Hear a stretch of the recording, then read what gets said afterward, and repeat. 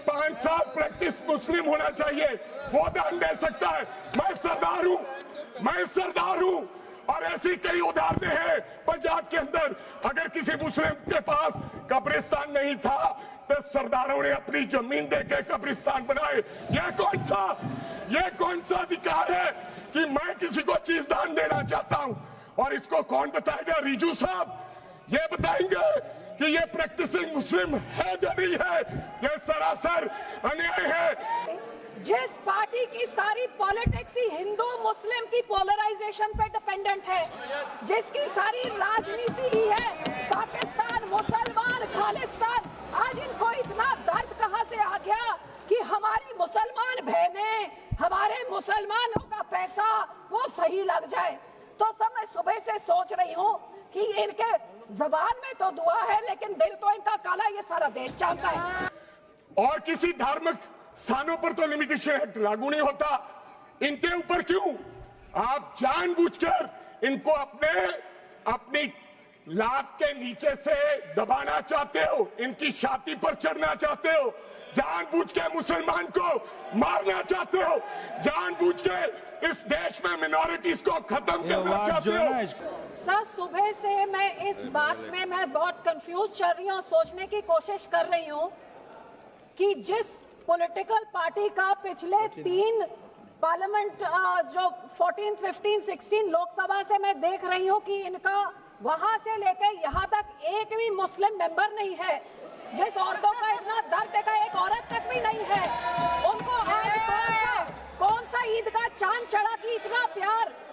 एक माइनॉरिटी जो एक किरण रिजिजू साहब एक फॉर्मर लॉ मिनिस्टर एक माइनॉरिटी कम्युनिटी को बिलोंग करते हैं, आज वो खड़े होके उनको मुसलमान कहां से याद आ गई।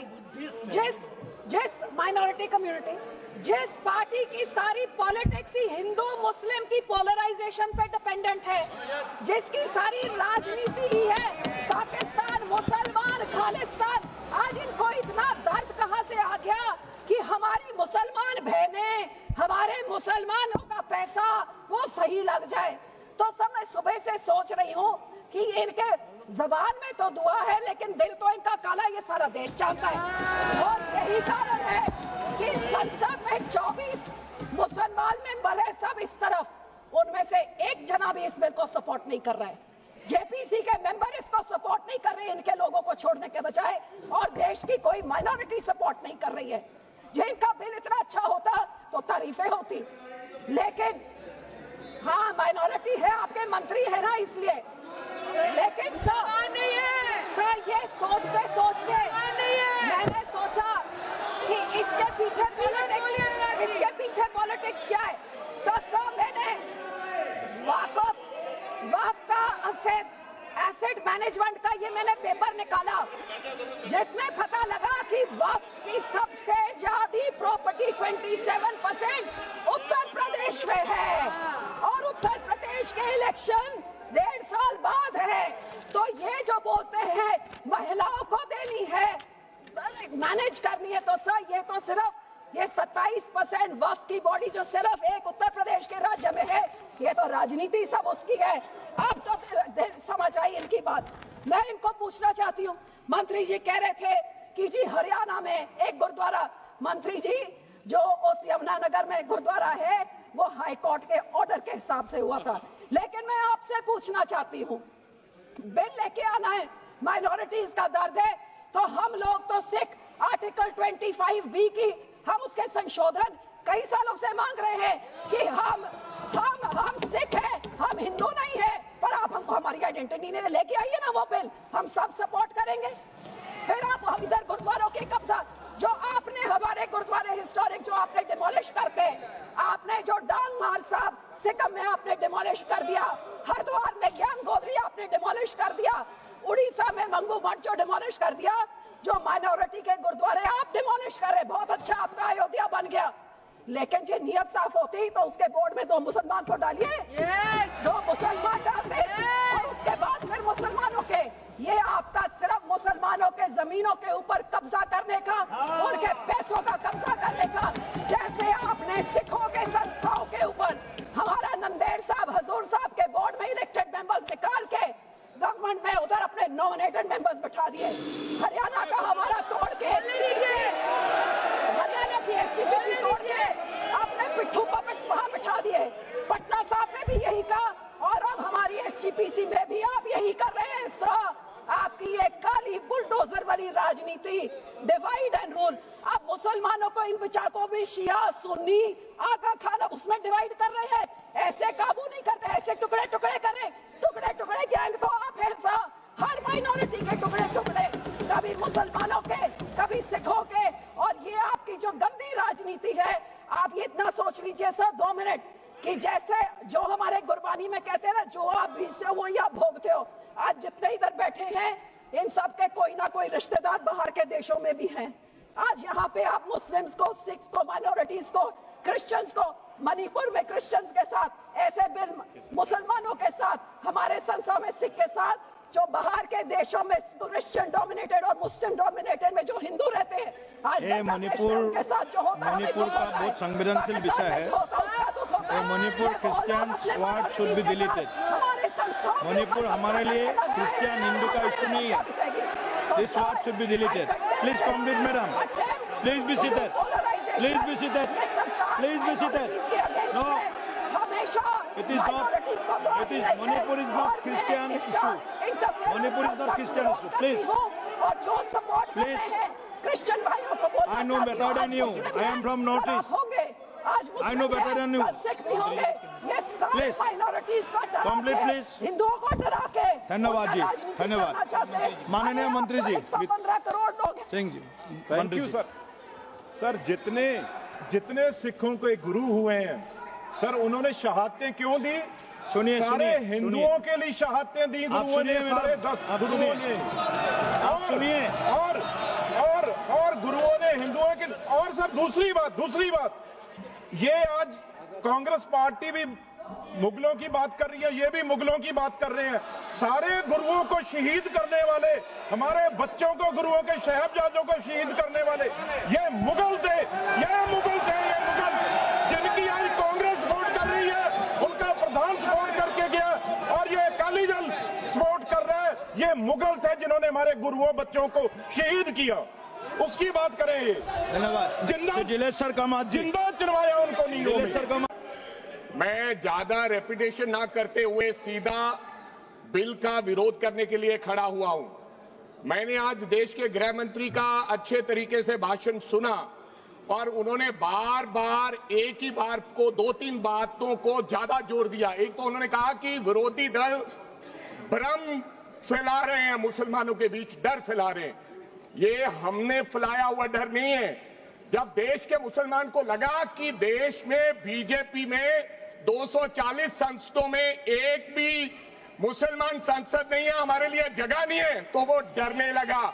जब आपने कब्रिस्तान की बात की, आपने शमशान घाट की बात की, तो वो डरने लगा। जब गोधरा हुआ, जब मुजफ्फरनगर हुआ, जब दिल्ली हुआ, जब हरियाणा मेवात में दंगे हुए, तो देश का मुसलमान डरने लगा। और फिर क्या कहा गृह मंत्री साहब ने? आज गृह मंत्री साहब ने कहा कि 2013 का बिल अगर नहीं आता, यूपीए नहीं लेकर आती, तो आज इस बिल की जरूरत नहीं थी। क्यों बिल लाए? क्योंकि आपको पता चल गया कि देश का मुसलमान हमारा साथ नहीं दे रहा। हमने हथकंडे अपना लिए, हमने आरएसएस की नीति अपना ली, हमने डंडा अपना लिया, दंगे हो गए, लेकिन मुसलमान हमारे साथ आने के लिए तैयार नहीं है। फिर आपको पता चला, आपने एक और आंकड़ा दिया, आपने कहा 1913 से 2013 तक केवल 18 लाख मुसलमानों का जमीन था और 2013 से अब तक 21 लाख और हो गया, यानी कि 39 लाख टोटल जमीन हो गया। तो आपको किसी ने समझाया मुसलमान को अगर आपके बस में करना है, ये आरएसएस की नीति नहीं अपनाएगा जितनी देर आप इनकी सांस प्रणाली बंद नहीं करोगे, अगर वक्फ बोर्ड नहीं छीनोगे, अगर जमीनें नहीं छीनोगे, तब तक मुसलमान आपके सामने झुकने वाला नहीं है। जैसा आपने पंजाब में करने की कोशिश की, किसान झुका नहीं, पंजाब के लोग नहीं झुके, सिख नहीं झुके। तो आपने एमएसपी का झगड़ा आज तक डाला हुआ है कि किसान की सांस प्रणाली बंद कर दो तो पंजाब अपने आप झुक जाएगा। आर्थिक जब झुक जाएगा तो हमारी ईन मान लेगा और हमारे साथ आ जाएगा। आदरणीय सर, आपने बार बार कहा, आज गृह मंत्री साहब ने कहा गवर्नमेंट प्रॉपर्टी पर किसी का अधिकार नहीं है, पंचायत की जमीन कोई दान नहीं दे सकता है। मैं आपको इसके पीछे लोचा क्या है, इसके पीछे छुपा हुआ राज क्या है। 1947 में जब बंटवारा हुआ था, 47 से लेकर 1954 तक सारी प्रॉपर्टी गवर्नमेंट के नाम हो गई थी। उसके बाद 1954 में एक्ट बना, तो वो एक्ट में सर्वे हुआ 1961 टू 1970। सर्वे किसने किया? कलेक्टर ने। अगर पंजाब की, हरियाणा की, हिमाचल की बात करूं तो डिविजनल कमिश्नर अंबाला बैठते थे, उन्होंने सर्वे किया, तहसीलदारों ने सर्वे किया, तो वक्फ बोर्ड को यह जमीन देने का काम किया। अब क्या हो गया? जैसे राहुल गांधी कर्नाटक में भाषण देते हैं, गुजरात में मुकदमा दर्ज होता है, सजा हो गई। गवर्नमेंट की प्रॉपर्टी तो 1947 और 1954 में तो सारी प्रॉपर्टीज गवर्नमेंट की थी।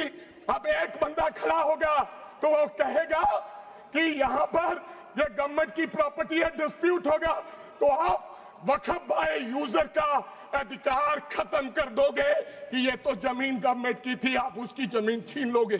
फिर आपने कहा लिमिटेशन एक्ट की बात कर रहे हैं आप, और किसी धार्मिक स्थानों पर तो लिमिटेशन एक्ट लागू नहीं होता, इनके ऊपर क्यों?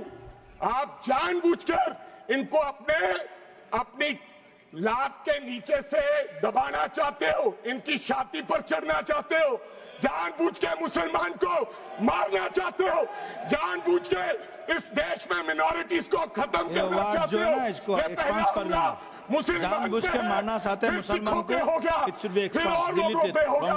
और लास्ट आपने कहा प्रैक्टिसिंग मुस्लिम, एक आपने और कंडीशन लगा दी लास्ट कि 5 साल प्रैक्टिस मुस्लिम होना चाहिए, वो दान दे सकता है। मैं सरदार हूं और ऐसी कई उदाहरणें हैं पंजाब के अंदर। अगर किसी मुस्लिम के पास कब्रिस्तान नहीं था तो सरदारों ने अपनी जमीन देके कब्रिस्तान बनाए। ये कौन सा अधिकार है कि मैं किसी को चीज दान देना चाहता हूं?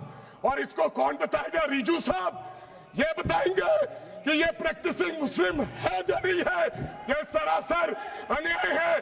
कल को श्रोमणी गुरुद्वारा प्रबंधक कमेटी 1925 का सिखों का जो एक्ट है, आप उसमें भी संशोधित करेंगे। आपको लगता है पहले मुस्लिम मारेंगे, फिर सिख मारेंगे, फिर क्रिश्चियन मारेंगे? ये आपकी सोच है और मैं बिल का विरोध करता हूं। This all words should be deleted from the record. Honorable Member Smita Uday Wagji. Smita